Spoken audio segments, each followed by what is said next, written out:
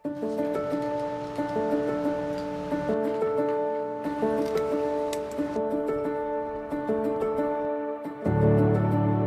name is Adrian Gombio from Pangasinan, and then one of the member of B6, Blessed 6 from Binalanan.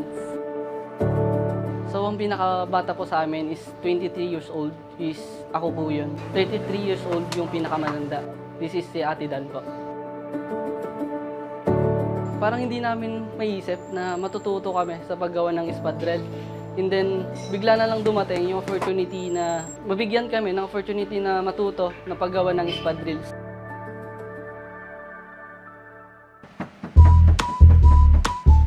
Yung paggawa po ng spot drill, first step is kailangan natin kunin or ipadron yung upper po ng sandals. Pagtapos po sa layout, ilalagay po dito sa may upper maker. Tapos, lalagyan po ng mga lining, tapos trya na po. And then pagkatapos po sa folding, papasok din po yung sewing machine.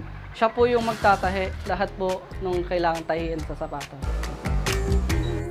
And then pagkatapos po sa tahi, papasok naman po yung maglalapat. Pagkatapos po niya malapat, papasok din po yung nagdidikit po ng jute sa banhay po. Nandito na po tayo sa part na kung saan ilalagay ko na po yung insole, i-intact ko na po siya para matapos na po yung sandal po.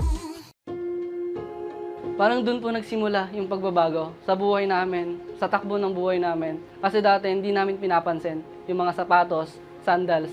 Ngayon, lahat ng nakikita namin about na sa mga sapatos.